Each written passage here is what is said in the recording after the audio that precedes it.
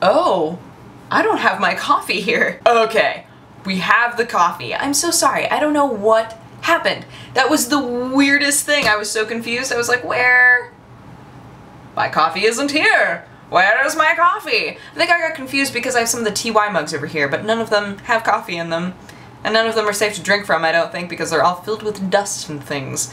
So it turns out that my coffee mug was just sitting in the microwave, which is a pretty standard build of mine, but my spoon was missing, which means that it had been sitting there for long enough that somebody else had come into the kitchen and noticed that there was a spoon just lying on the counter. Oh no. How long were you in there? I don't know, but it still feels really warm. Super warm. Whoa! I don't feel comfortable drinking you yet. Oh good, a glass of water. I'll drink some of that. I always double up coffee water, because you never know when, like, suddenly, especially in my room, and I'm sure that this is true of people who have, like, big computers that are running a lot, and, like, big windows where a lot of light gets in, but out of nowhere sometimes it'll get so hot in my room that I need water. So I always make sure to keep water around, even if I'm kind of pounding back coffee all day. But yeah, today has been entirely editing for me. Got up, did TY, yeah, that's up now, and then took like a 15-minute nap on accident, and then did news, and now I'm doing this. But the highlight of my day for sure has been Sherlockcat, because Sherlockcat was on a mission today. There was a fly in my room that was just causing him all sorts of strife. He was chasing it forever, and it was so much fun to watch. And he caught it. It blew my mind. I like looked over, because he was over here, like next to the window. I looked over and he was frozen in place with his paw like kind of twitching a little. I was like, did you catch the fly?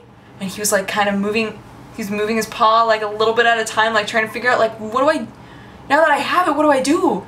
Like, I can't move my paw, but I want, like, he kept like lifting his paw up a little bit and putting his face there, and it finally escaped. It escaped from under his paw, and he looked, if ever a cat could look depressed, you guys, he looked so depressed.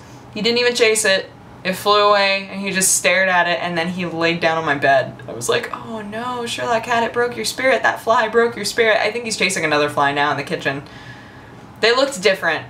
I remember the one that was in my room distinctly being darker than the one that was outside in the kitchen just now. So, but I don't know, I'm starting to love flies because, like, Sherlock gets all sorts of playtime out of them. That's kind of fun for him.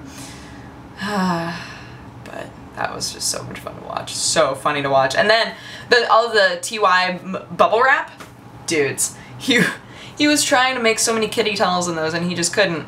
Because, you know, it's like there's all that, just like the friction in there, and he's like a bigger cat, so he was like trying to get through and like couldn't. And it was just so cute. He was like, ugh, he would put his head in a little bit and then he'd pull it back out. And he'd put his head in a little bit again and pull it back out. It was like Maru, except not as much gumption. Like, he's like, this is happening, I'm totally gonna do this. All this stuff is here for me to play with, I'm sure of it. And then he'd just like pull away and look at it, like analyze it, and then he did that for quite a while. I filmed a little bit of it, but I don't think enough that it really gave context or was funny. It was just so cute. It was just so cute. What day is today? It's Saturday. It's Saturday, that's right. Oh, oh man, I have some errands I was supposed to do today. Oh well. I would much rather play Catan, you know, and eat. Gosh, you know, I'm starting to think that maybe the reason that I'm obsessed with food is because I forget to eat all the time. I think that that's the reason, you guys. I think I've pinpointed why I talk about food so often. Because most days I forget to eat until like way later in the day. Or I'll snack on something. I'll wake up, I'll drink a lot of water, I'll snack on something, I'll like eat something small, and then fantasize about something I want to eat later. And then I'll start working. And then I'll work for long enough that suddenly it's nighttime and I'm like, I'm starving. And then I'm just thinking about food forever. I need to start cooking more. This is a thing that I need to start doing. I want to start doing a couple of things that establish time in my day, because since I work from home now, there aren't things that force me to keep to any sort of a schedule. And I want to start doing that. I want to start exercising in the morning. I want to like wake up at a certain time and exercise. And then I also want to make sure that I am cooking more. And I know that that's one of those things where like there's half of your brain that's like, oh, wouldn't this be a great thing to do? And then the other half of your brain that's like, you're probably totally not going to do that. But sometimes people stick to it. Guys, sometimes people are just so incredible. And they're able to be like, you know what, from now on I'm going to go for a jog every morning. And they do it. I'm like, dude, that motivation, dat motivation. But what's cool is that once you've done it for long enough, it feels weird not to do it. That's the point that I want to get to. That's where I need to get. Where I'm like, yeah, it would be weird if I wasn't exercising every single morning and cooking really healthy food. Dang it. Dang it, guys. Dang it.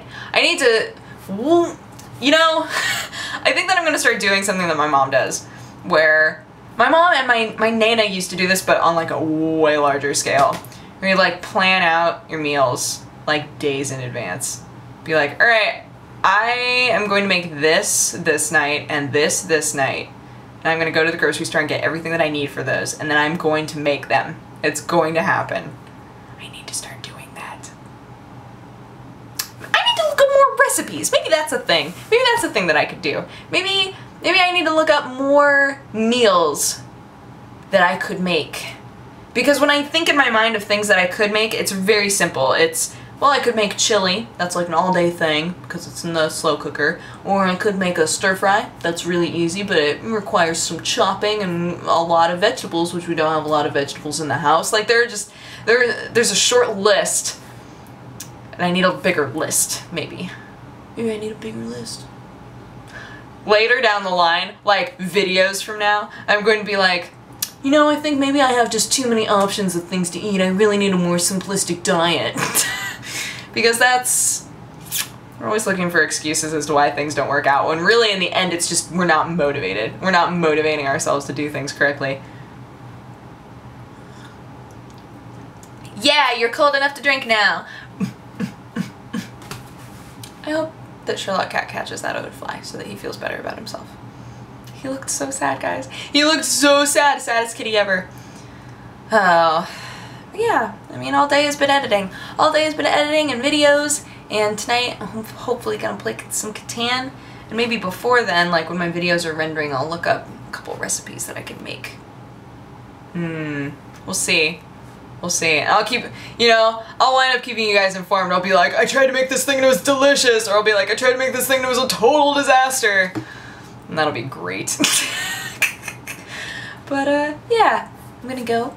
But I hope that you guys had an awesome day and an awesome Saturday, and I will talk to you again tomorrow. Sorry this video was boring, but you're all great. Okay, bye-bye. Mwah.